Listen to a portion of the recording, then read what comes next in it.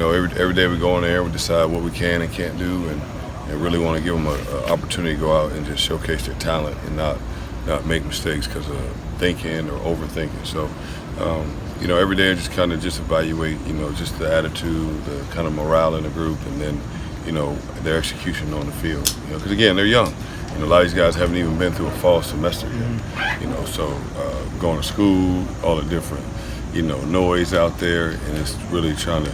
Last couple of days, just trying to clean that noise up, get them locked in and focused. What is the main thing from the outside that you frequently see guys dealing with at this time of year? Well, just the normal game time, distractions. Just every year when you start the year off, you always guys, just focused on things that's not always in their control, and just have to again, you're a student athlete. We don't just play football. So, you got to be able to adjust to school, adjust to finding classes, adjust to, just the game type environment, adjust to, playing time, And so every year, you just have those kind of things that you have to go through emotionally. And, just really just day-to-day, young adult stuff that they have to work on. And then, you got to kind of eliminate that sound, that noise when you come in here and focus on football. And that's always a challenge for young guys. Not a bad acquisition earlier this week. Late addition to the roster. I know he's not available, but how just you feel about that? Just bringing in somebody of that caliber. I feel good. I think he played a lot last year at LSU. He was a great player out of high school.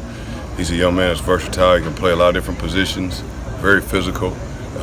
Very knowledgeable about defense and.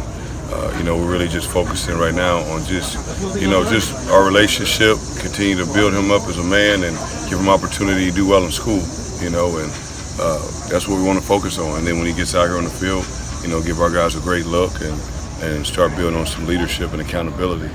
But he's a really, really good kid. He's got a good heart. He wants to do well. He's really got good intentions, and I think a little bit of a change of scenery, was good for him, and I'm excited to see what he'll do. Right now, focus on Toledo, though. So, and our guys, focus on our guys doing well and executing their assignments, So, that's my only focus right now. Do you like having a first game against somebody that really poses a threat, that has a reputation for being able to? No, yeah. So here's the deal. I used to coach at Toledo, and we used to win a lot of games, and we beat a lot of teams that weren't expected to beat, and so that hasn't been the issue getting these guys up for that, though. They understand that. They know that, these guys are capable of beating anybody at any given time. We've got a great tradition. The Coach Candle's been there, since 2009 as an assistant and worked his way up, OC to be head coach, and, he understands how to win a lot of football games. So we know he'll try to find a way to make their guys successful, and our guys know we got to battle back, and they're going to try to attack us, and we got to be ready for the challenge. So, I just, haven't really thought about too much, but just focus on my position group, getting those guys ready for the challenge and playing on Saturday. Is it hard to prepare like a young group of defensive backs for an offense that could use two quarterbacks instead of one? Because they're two different types, but we kind of face that, at practice. You got a couple guys who are mobile, a couple guys who are good passers, and it really anymore is kind of not a big thing. The big thing you gotta focus on is the maneuverability of the other quarterback. He can throw and he can run. And the other young man he can run as well too, but he's got a really good arm, real live arm. And there's certain throws that each one of them likes. So we just gotta make those quarterbacks put them in position to give us opportunity to make plays. They kind of had the same issues, as far as receiver core. They lost, 3 starters. They got a few guys back. Got a guy returned that was injured the year before, and so they're gonna have some talent. They always had talent at receiver, and we've got to do a good job of bending and not breaking and keeping the ball in front of us and making tackles. When you look at a team, would you rather, them get those explosive plays against you and see just how your guys go mano a mano, or would you rather just those plays don't even happen? Would I rather them execute those plays or try them? I guess try them. At times you want to get tested, and you do going into, conference play, you always want to see what your guys can do. But really, like I said, like Toledo is a huge challenge, and I don't think we're looking past them at all. Like I said, they got 2 really good quarterbacks.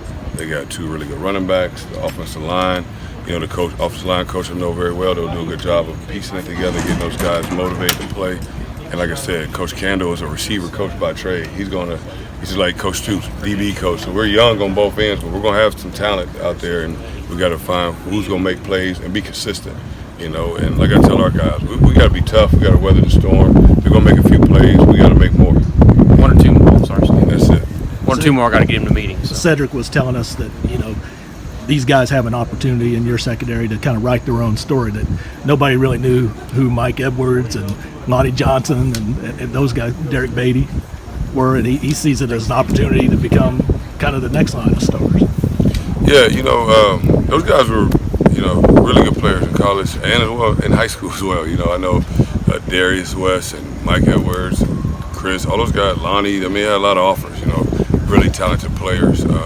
Derek as well. So, I think it's just a different challenge for the guys here now. Because you got to kind of step out the shadow. It's not so much the story that those guys, laid for us. It's the story we're going to create for ourselves. But they paved the way, So we've got to keep building on what those guys were able to do. And we got to watch film and see why they were successful, and we got to apply that to ourselves. So just because it's different names, different jersey numbers, doesn't mean that the same principles aren't being applied. So whether we're rewriting the story or not, again, like I said, I'm focused on playing Toledo. Going out there on Saturday, being ready for the game, and executing our assignment so we can come out and win the game.